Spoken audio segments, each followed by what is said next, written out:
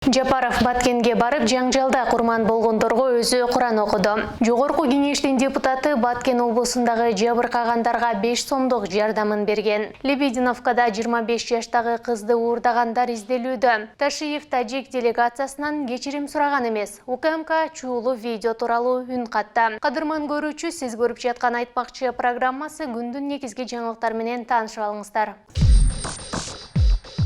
Жапаров Баткенге барып, жаңжалда курман болгондорго өзү Куран окуду. Президент Садыр Жапаров бүгүн 6 майда Баткен облусуна жасаган сапарында Тажикстандын кол салуусунан жабыр тарткан Лейлик районунун Максат айылына барды. Бул туурасында мамлекет башчынын маалымат кызматы билдирди. Жапаров өрттөнгөн мектептин жанынан жергиликтүү тургундар менен жолугушуп, жаңжалда курман болгондорго багыштап Куран окуду. Айтмакчы, 29 апрелде Максат айылына тажикстандыктар кирген.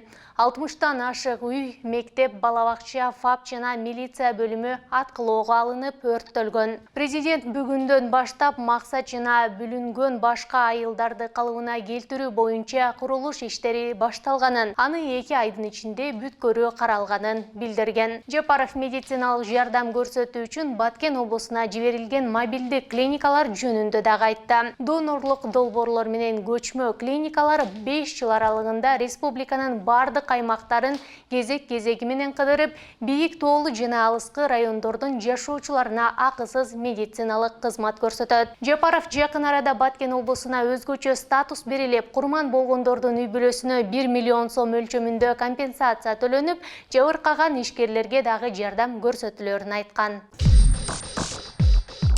Жогорку кеңештин депутаты Баткен облусундагы жабыркагандарга 5 сомдук жардамын берген. Бүгүн 6 майда Ак үйдүн кире беришинде жарандык активисттер жана Баткенге жардам элдик штабынын өкүлдөрү Тажикстандын күч түзүмдөрүнүн Кыргызстандын чек ара аймактарынын жашоочуларына жасаган агрессивдүү кол салуусунан жабыркагандарга жардам көрсөтүү үчүн акча чогултуп жатышты. Уштап эле салып койдум.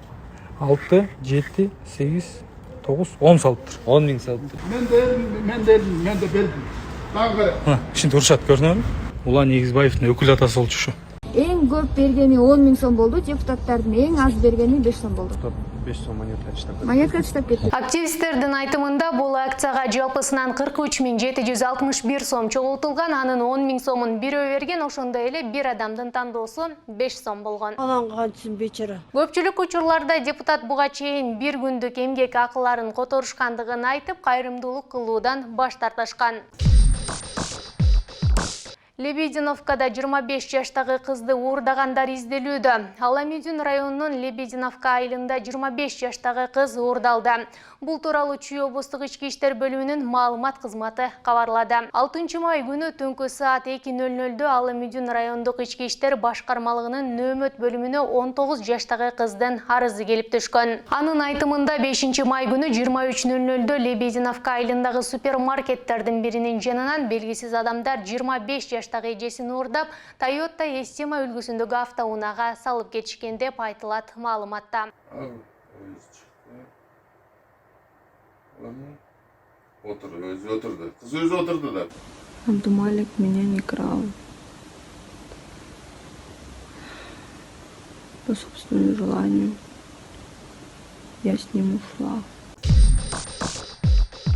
Өлкөнүн улуттук коопсуздук мамлекеттик комитетинин жетекчиси Камчыбек Ташиев тажик делегациясынын алдында кечирим сураган эмес.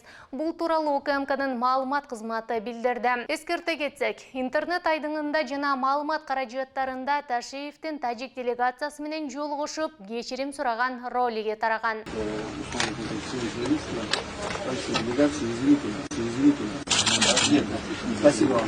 Камчыбек Ташиев тажикстандык делегациянын алдында кечирим сураган видео материал монтаждалган. Ал атайын кызматтын башчысын каралоого багытталган аракет дешти УКМКдан.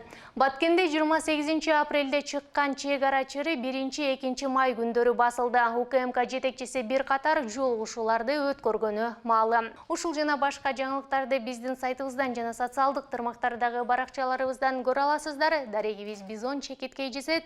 Кийинки чыгарылыштан амандашканга чейин сак саламатта туруңуздар.